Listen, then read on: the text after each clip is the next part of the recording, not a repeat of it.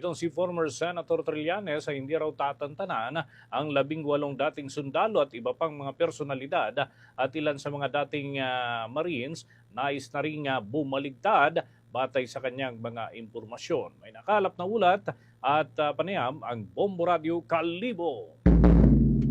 Hindi titigilan ni dating Senator Antonio Trillanes IV ang 18 individual na nagpakilalang dating mga miyembro ng Philippine Marines kasama ang iba pang personalidad kapag patuloy na magpapakalat ng kasinungalingan laban sa kanya. Ayon sa kanya, hanggat hindi titigil ang mga ito, ay patuloy rin ang kanyang pagsasampa ng kaso laban sa kanila. Kamakailan lamang ay muling sinampulan ng kasong cyber libel ni Trillanes ang 18 ex-Marines kasama ang vlogger na si Byron Nabanat Bay Cristobal at iba pang host ng Sunshine Media Network International matapos na igiit ng mga ito sa isang programa ang paghahatid ng male-maletang pera sa bahay ni Trillanes.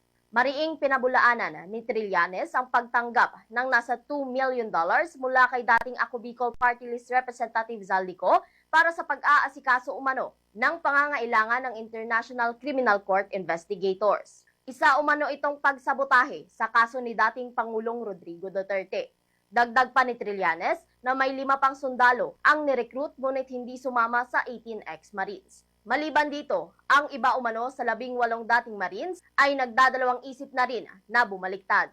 Kasi bawat appearance nila sa media na nagsinungaling sila, ay kakasuhan ko sila ng kakasuhan ng kaso. Kasi hindi ako papayag na masira yung matagal ng inantay na paghahatid ng hustisya para sa mga kababayan natin pinaslang dun sa war on drugs. So, itong ICC ay hindi po ito nasusuhulan.